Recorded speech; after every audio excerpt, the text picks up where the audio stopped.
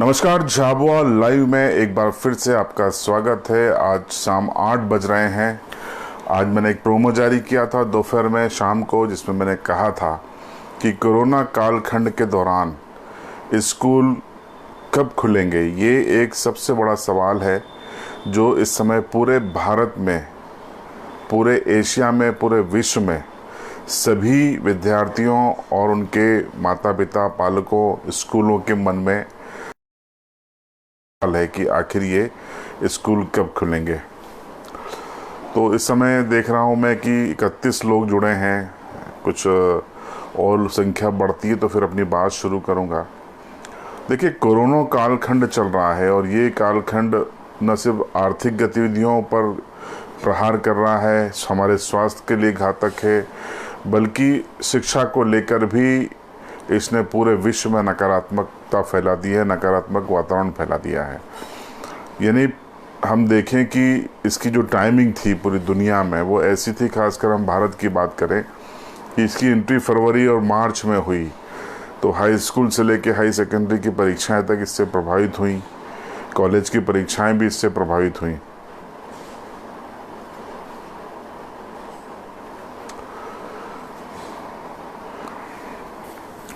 तो टैबलेट मेरे पास है, कुछ सवाल लेने की कोशिश करूँगा। बात की शुरुआत करता हूँ मैं। इस समय करीबन 90 लोग जुड़ गए हैं और ज़्यादातर जो पेरेंट्स हैं उनके मन में जो सवाल है उनका समाधान करने की यहाँ पर मैं कोशिश करूँगा कि आखिर सरकार के मन में क्या चल रहा है। कोरोना कालखंड में जब लगातार अनलॉक 3 चल रहा है और लगातार कोविड-19 के मरीजों की संख्या, संक्रमितों की संख्या और मौतों का आंकड़ा बढ़ता जा रहा है, तब ऐसे में स्कूल खोलने को लेकर सरकार के मन में क्या है, अफसरों के मन में क्या है और इसका विकल्प क्या है। अगर स्कूल ना खोले जाए तो इसका विकल्प क्या है। ये वो सवाल हैं जो आपके मन में तैर रहे हैं। पालक होने के नाते अगर आप विद्यार्थी हैं तो वो भी आपके मन में ये सवाल है। तो कुछ लोग शुरुआत से काफ़ी जुड़ गए हैं, तो शुरुआत करते हैं कि आप देखिए कि भारत में शिक्षा सत्र की औपचारिक शुरुआत आजकल निजी स्कूलों में मई में ही हो जाती है, बल्कि अप्रैल में ही हो जाती है। फिर कुछ दिन का वेकेशन होता है और उसके बाद फिर रेगुलर पढ़ाई चालू हो जाती है। और सरकारी स्कूलों की अगर हम बात करें तो ऑफिशियली जो भी तारीख दी जाती है, लेकिन ये स्थापित तथ्य है कि जुलाई से विधिवत इसमें पढ़ाई शुरू हो जाती है। लेकिन हम अगर अब बात करें तो कागज़ पे क्या डेट है, 15 जून या अप्रैल होगी, लेकिन हम जुलाई के आंकड़े को लेकर आगे बढ़ते हैं तो जुलाई बीत चुका है और अगस्त की आज 20 तारीख हो गई है, 19 तारीख है, कल 20 तारीख हो जाएगी। यानी कि 50 दिन बीत चुके हैं शिक्षा सत्र की शुरुआत के। बावजूद इसके मैनुअल क्लासेस नहीं लग पाई हैं क्योंकि कोरोना का डर है। ये डर क्या है इस पर भी हम बात करेंगे, इसका विकल्प क्या है उस पर भी बात करेंगे, और सरकार के अंदर क्या चल रहा है, अफसर क्या सोच रहे हैं, क्या रणनीति बनाई जा रही है। हालांकि इस समय आज जब हम आपसे बातचीत कर रहे हैं, हम जुड़े हुए हैं, तब तक सरकार के पास कोई मैकेनिज्म नहीं है कि सरकार किस तरीके से ये स्कूलों को और इस चालू शिक्षा सत्र को संचालित करेगी। फिलहाल ऑनलाइन के जरिए ही पढ़ाई की बातें हो रही हैं और हकीकत ये है कि ऑनलाइन पढ़ाई बमुश्किल 10 या 20 सरकारी स्कूलों की अगर हम बात करें तो 10 या 20% बच्चों की रेंज में अधिकतम होगी।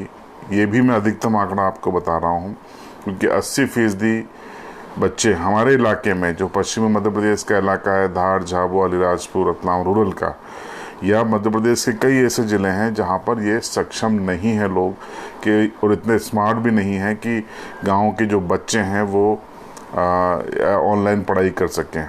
CSET के जरिए जो टेलीविज़न दिए गए हैं उनके ज़रिए पढ़ाई का सरकारी दावा है, लेकिन वो कागजी दावा है। आप भी जानते हैं कि पंचायतों के TV सेट कहाँ पर हैं बताने की ज़रूरत नहीं है, और उनसे कितनी पढ़ाई हो रही होगी ये भी आप जानते हैं। तो बात कर रहे हैं कि आखिर ये कब शुरू होगा। सवाल जो है, मैं थोड़ी सी बात को आगे बढ़ाऊं उसके बाद ले लूँगा। आप सवाल कर सकते हैं, करते रहिए। तो जैसा कि मैं बता रहा था कि 50 दिन बीत चुके हैं मौजूदा शिक्षा सत्र के, यानी हम 1 जुलाई को मानते हैं कि पढ़ाई सरकारी स्कूलों में अधिकृत तौर पर शुरू हो जाती है, हालांकि उनके कागजों में ये काफ़ी पहले शुरू हो जाती है। तो 50 दिन बीत चुके हैं और अगस्त 20 कल हो जाएगी। तो आज की तारीख में जो स्टैंडिंग ऑर्डर है मध्य प्रदेश सरकार का वो ये है कि 30 अगस्त तक सरकारी स्कूलें बंद रखना है, चाहे वो प्राइमरी हो, मिडिल हो या सेकेंडरी लेवल का हो, उनको बंद रखना है। अब सवाल उठता है कि 30 के बाद क्या 1 सितंबर से मध्य प्रदेश में स्कूलें खुल जाएंगी, सभी श्रेणी की, प्राइमरी, मिडिल और सेकेंडरी? ये बड़ा सवाल है और ये सवाल विद्यार्थियों के मन में भी है, शिक्षकों के मन में भी है और पालकों के मन में भी है, क्योंकि ये पूरा एजुकेशन ईयर साफ दिख रहा है कि ये कोरोना की भेंट चढ़ जाएगा। तो अब सवाल ये उठता है कि क्या 1 सितंबर से मध्य प्रदेश के स्कूल खुल जाएंगे या देश के अन्य राज्य, राजस्थान, उत्तर प्रदेश, ये तमाम दूसरे राज्य, वहाँ पर स्कूलों के ताले खुलेंगे, पढ़ाई शुरू होगी? मैंने कई अफसरों से बातचीत की है, औपचारिक, अनौपचारिक, अनऑफिशियली, और गवर्नमेंट के वेबसाइट को भी विजिट किया है, सीनियर ऑफिसर से भी बात की है जो एजुकेशन से जुड़े हुए हैं। तो जो निचोड़ निकल के आया है उसमें यह है कि अगस्त के अंतिम हफ्ते में सरकार इस पर गंभीरता से एक बार विचार करेगी, बैठेगी, आंकड़ों का मंथन करेगी, विशेषज्ञों से उनकी राय लेगी, जो मेडिकल एक्सपर्ट हैं, जो कोरोना से जूझ रहे हैं, बढ़ रहे हैं, देवता बने हुए हैं इस समय वो आम लोगों के लिए, उनसे सलाह लेगी कि बच्चों पे क्या असर पड़ सकता है अगर ये होता है। तो 3-4 चीज़ों पे विचार चल रहा है। एक विचार ये हो रहा है कि जो कोर्स है उसको आधा कर दिया जाए या 70% कर दिया जाए और सितंबर को भी पूरी तरीके से बंद रखा जाए, मैनुअल स्कूलें नहीं लगाई जाएं और टीके की संभावना इस समय देख ली जाए, इस पूरे सितंबर में क्या स्थिति बनती है, और यदि संभावनाएं ठीक ठाक नज़र आती हैं तो अक्टूबर से इसको स्कूलों को नियमित तौर पे हम चालू कर सकते हैं। और इसके लिए चूंकि अब 3-4 महीने किल हो जाएंगे, इसके लिए सरकार विचार कर सकती है कि जो कोर्स है बच्चों का पढ़ाई का उसको आधा कर दिया जाए या 60% तक कर दिया जाए सिलेबस को, और उसके अकॉर्डिंग परीक्षाएं ली जाएं। तो एक इस पर भी विचार चल रहा है। ये विचार है, निर्णय नहीं। आपको ये स्पष्ट करते चलूं, आप इसको फैसला मत मानिएगा, ये विचार चल रहा है, मध्य प्रदेश सरकार के अफसरों के मन की बात है जो वो मंथन कर रहे हैं, विशेषज्ञों से राय ले रहे हैं। दूसरा विकल्प ये है कि मान लीजिए वो 1 सितंबर से स्कूलें अगर खोलते हैं तो क्या ये संभव है कि मान लीजिए किसी कक्षा में, मान लीजिए 8th की क्लास है और उसमें अगर 50 से 60 बच्चे हैं तो क्या किया जाए? विचार किसी ने ये सुझाव दिया है कि साहब आप बच्चों को 3 भागों में बांट दें कि सोमवार को ये 20 बच्चे आएंगे तो मंगलवार को अगले 20 आएंगे, वो पुराने 20 नहीं आएंगे, और बुधवार को फिर बचे हुए 15 बच्चे आ जाएंगे, 20 बच्चे आ जाएंगे, सोम और मंगल वाले नहीं आएंगे, फिर वो गुरुवार को आएंगे। यानी कि सप्ताह में 2 दिन बदल बदल के एक 3/4 बच्चों को, माफ़ कीजिएगा, 1/3 बच्चों को बुलाया जाए और एक डिस्टेंस के साथ उनको बिठाया जाए और उनकी पढ़ाई कराई जाए। एक बेंच का गैप करके उनको बिठाएं, एक बेंच पर एक बच्चा बैठेगा और इस तरीके से उनकी पढ़ाई करवाई जाए और उनको मास्क अनिवार्य किया जाए, हाथ धोने की व्यवस्था की जाए, सोशल डिस्टेंसिंग मेंटेन की जाए। ये इस पर भी कुछ एक्सपर्ट ने सुझाव दिए हैं सरकार को, सरकार इस पर भी विचार कर रही है। अगर सितंबर में नहीं हुआ तो अक्टूबर पर यह लागू हो सकता है, हो ही जाएगा। मैं ये नहीं कह रहा हूँ, ये सरकार को फैसला लेना है। मैं आपको वो बता रहा हूँ कि सरकार के अफसर और एक्सपर्ट इस समय क्या सोच रहे हैं कि शिक्षा को कैसे इस चालू शिक्षा सत्र में शुरू किया जाए, स्कूलों को कैसे शुरू किया जाए। तो एक सुझाव ये आया है, एक सुझाव ये आया है कि जो बच्चे हैं उनको 2 भागों में बांट दें, हम इस कक्षा को 2 भागों में बांट दें। एक की शिफ्ट हम सुबह कर दें, एक की शाम को कर दें, लेकिन आप शिक्षक कहाँ से लाएंगे, बड़ा सवाल ये है। पहले से ही मध्य प्रदेश में करीबन 2 से 2.5 लाख शिक्षकों की कमी है। इसको कैसे मेंटेन करेंगे, ये बड़ा विषय है।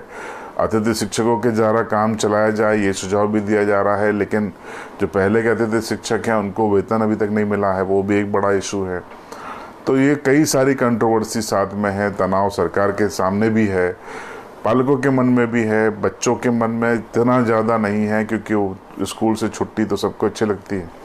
तो ये इस समय मंथन चल रहा है। लेकिन जो मेरे पास जानकारी है उसमें मुझे ये बताया गया है कि ये जो 30 अगस्त तक स्कूलें बंद रखने का फैसला किया है मध्य प्रदेश सरकार ने, इस आदेश को आगे बढ़ाया जाएगा, एक्सटेंड किया जाएगा। हो सकता है 15 दिन के लिए किया जाए और फिर समीक्षा करके फिर से 15 दिन के लिए कर दिया जाए।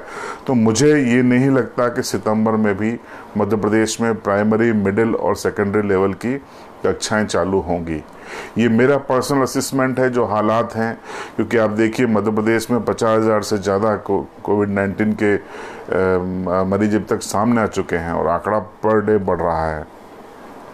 आशंकाएं तमाम संगठन ये जता रहे हैं जो हेल्थ से जुड़े हुए हैं, वैश्विक संगठन है, कि अब भारत में ये कम्युनिटी लेवल पे यानी कि सामुदायिक प्रसार की ओर कोरोना बढ़ रहा है। अब सवाल ये है कि सरकार को ये भी सोचना है, सरकार की चिंता ये है, एक्सपर्ट जितने भी हैं उनकी भी ये चिंता है कि प्राइमरी के बच्चों को, जो पहली से 5वीं के बच्चे हैं, उनको आप स्कूलों में जब आप बुलाएंगे, मिडिल तक के बच्चों को, तो उनको आप सामाजिक दूरी बनाए रखने के लिए आप बहुत ज़्यादा उनको दबाव नहीं बना पाएंगे। बच्चों की प्रवृत्ति होती है, वो जाएंगे तो साथ में जाएंगे, प्रेयर में साथ में होंगे, लंच साथ में करेंगे, आपस में मिलेंगे। और ऐसे में कुछ बच्चों को कोरोना अगर हो गया, साथ में खेलना, उठना, बैठना, खाना, लंच बॉक्स निपटाना, तो वो बच्चे अपने घर आएंगे, बच्चे तो शिकार होंगे, घर घर में कोरोना पहुंचेगा। ये सरकार की चिंता है। अब इसमें एक पहलू और है कि सरकार इस पर भी विचार कर रही है कि पहली से 8वीं तक के जो बच्चे होते हैं उनके लिए अलग नियम बनाया जाए, क्योंकि उनकी कम उम्र होती है, उनकी समझ थोड़ी सी कम होती है। और जो सेकेंडरी लेवल है, 9 से लेकर 12 तक का जो बच्चा है, बेटियां हैं, बालक हैं, उनके लिए अलग नियम बनाए जाएं। तो एक्सपर्ट इस पर भी माथापच्ची कर रहे हैं, मंथन कर रहे हैं कि क्या करें आखिर, कि ये एजुकेशन जो सेशन है वो कम से कम मैनुअल शुरू हो पाए। तो ये एक चुनौती है, और ये न सिर्फ मध्य प्रदेश के लिए बल्कि भारत के सभी 28 राज्यों और जो तमाम यूनियन टेरिटरी हैं उन सब के लिए ये एक चुनौती है कि आखिर शिक्षा सत्र कैसे शुरू किया जाए। क्योंकि अगर हम विश्व के उदाहरण दें तो इजराइल में स्कूल शुरू किए गए थे, लेकिन एक पखवाड़े में इजराइल की सरकार को अपना डिसीजन रोल बैक करना पड़ा, यानी वापस लेना पड़ा, क्योंकि उससे कोरोना फैलने लगा था। फ्रांस में शुरुआत हुई, लेकिन वहाँ भी ये दिक्कत आई। अमेरिका में प्रयोग के तौर पर शुरू हुए, वहाँ भी कोरोना फैला। 280 छात्रों को, विद्यार्थियों को, टीचरों को क्वारंटाइन होना पड़ा, फिर बंद कर दिए गए। कई 97,000 बच्चे पॉजिटिव पाए गए। लेकिन ये सच नहीं है, ये अफवाह है। सच्चाई ये है कि प्रयोग के तौर पे कुछ जगहों पर, कुछ स्टेट्स में खोले गए थे, लेकिन वो वहाँ पर कुछ बच्चे, बहुत ज़्यादा नहीं, दर्जनों की संख्या में होंगे, वो पॉजिटिव पाए गए।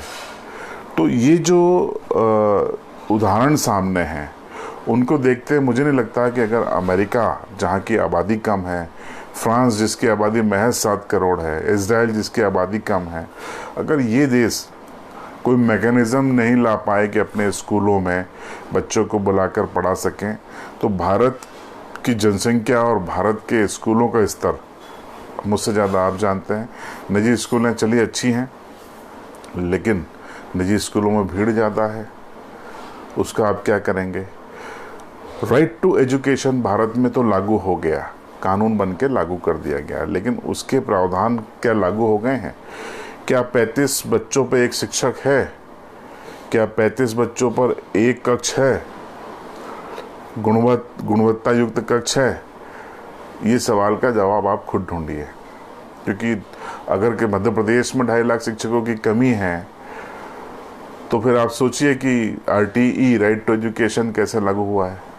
सरकार की आलोचना नहीं कर रहा हूँ मैं, ये व्यवस्था है जिसकी मैं आपको बात कर रहा हूँ। और ये सिर्फ मध्य प्रदेश की बात नहीं है, यही राजस्थान में है, यही यूपी में है, यही बिहार में है, वेस्ट बंगाल में है। दक्षिण के राज्यों ने यहाँ पर अच्छा इसका काम किया है राइट टू एजुकेशन का। वहाँ पर एजुकेशन स्टेटस काफ़ी अच्छा है।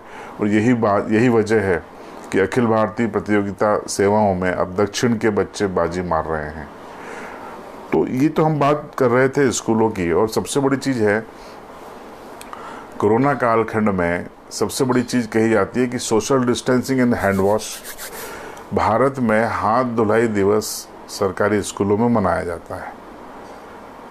उस दिन के अलावा हाथ धुलते हैं। शिक्षक भी अपने आप से पूछें और विद्यार्थी भी पूछें, पालक भी अपने बच्चों से पूछ लें। भारत में एक सर्वे के अनुसार हर 10 स्कूलों में से 7 या 8 स्कूलों में बच्चों के हाथ धोने की व्यवस्था ही नहीं है। न पर्याप्त पानी है, न सैनिटाइज़र है, न साबुन है। ये कड़वा सच है, ये सर्वे रिपोर्ट्स कहती हैं। और ये सर्वे रिपोर्ट सरकार के पास में भी हैं। आप जाके देख लीजिए ना किसी भी सरकारी स्कूलों को, उनके टॉयलेट्स क्या आपके बच्चों के पर्सनल हाइजीन के लिए खतरा नहीं है? या तो वो गंदे हैं, 80% टॉयलेट्स में पानी नहीं है। सरकारी स्कूलों की बात कर रहा हूँ मैं। 80% सरकारी स्कूलों में टॉयलेट या तो बंद हैं, या उनमें पानी नहीं है, या वो गंदे हैं। और 80% स्कूलों में हाथ बच्चों के धोए जाते हैं, वहाँ उसकी व्यवस्था नहीं है। जब ये हालात हैं कि आपके बच्चे अगर सरकारी स्कूलों में जाएंगे तो उनके पर्सनल हाइजीन का क्या होगा, उनकी साफ सफाई का क्या होगा? दूसरी बात, पर्सनल हाइजीन का क्या होगा? दूसरी बात काफ़ी महत्वपूर्ण है, वो ये है कि जैसा मैंने आपको बताया, अगर वो हाथ नहीं धोएंगे एक नियमित अंतराल पर, तो क्या वो स्कूलों में सुरक्षित होंगे? और स्कूलों में हाथ धोने की व्यवस्था मैंने आपको बता दी। हो सकता है अवसर को आपदा में बदलने वाले अवसर बहुत हैं, कानून भी आ जाए, नियम भी आ जाए, आदेश भी आ जाएगा, बजट भी आ जाएगा, लेकिन स्कूलों में हाथ धुलाई के लिए साबुन और सैनिटाइज़र अच्छी गुणवत्ता का शायद ही आ पाएगा। खैर, तंत्र की बुराई करना मेरा उद्देश्य नहीं है, यहाँ पर उद्देश्य आपको सूचना देना। तो फिलहाल इस फेसबुक लाइव में समाप्त करने के पहले मैं कोशिश करता हूँ कुछ सवाल अगर जवाब देने लायक होंगे तो मैं देता हूँ, और उसके बाद समाप्त करेंगे।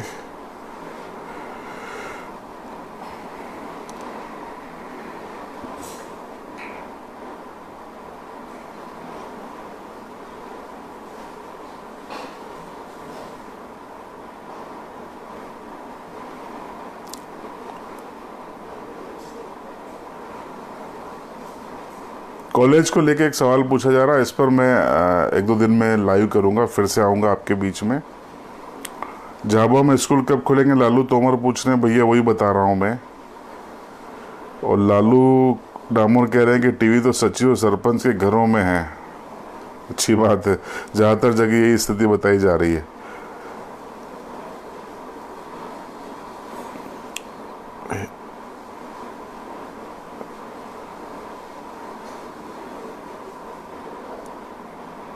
जयेंद्र सिंह तोमर साहब कह रहे हैं कि 1 सितंबर से स्कूल व कॉलेज प्रारंभ होंगे। देखते हैं क्या स्थिति बनती है। काफ़ी सवाल हैं, सबका जवाब देना संभव नहीं है, और इसी से संबंधित हैं। तो दोस्तों, आज के फेसबुक लाइव में फ़िलहाल इतना ही। मैंने आपको बताया कि मैं बीते 3 दिनों से लगातार रात 8 बजे झाबुआ लाइव के हमारे ऑफिशियल फेसबुक पेज पर आकर किसी न किसी मुद्दे पर लाइव रहता हूं और उस पर चर्चा करता हूं। आप लोग जुड़िए। जिन लोगों ने इस पेज को लाइक नहीं किया है वो भी लाइक करें, खुद करें, दोस्तों से करवाएं, रिश्तेदारों से करवाएं, और अपने आसपास सभी लोगों से करवाएं। और हमारे YouTube चैनल CB लाइव को आपने अभी तक सब्सक्राइब नहीं किया है तो YouTube पर जाइए, सर्च करिए सीबी लाइव या झाबुआ लाइव या अलीराजपुर लाइव लिखेंगे, आपको मेरी एक तस्वीर नज़र आएगी। उसके नीचे लाल रंग से जो सब्सक्राइब लिखा होगा या हिंदी में सदस्यता लें, उसको दबाइए और एक बेल आइकन आएगा, उसको पुश कर दीजिए, आप सीधे जुड़ जाएंगे। तो ये जो फेसबुक लाइव होता है ये 1 घंटे बाद आपको यूट्यूब पर दिखाई देगा। तो अगर आप यहाँ नहीं देख पाए तो यूट्यूब पर आपको ये देखने को मिल जाएगा। तो उस पेज को ज़रूर आप लाइक करें और इस वीडियो को शेयर कीजिएगा ताकि आपके परिचितों को भी, फेसबुक दोस्तों को भी ये जानकारी मिल जाए। बने रहिएगा आप झाबुआ लाइव के साथ।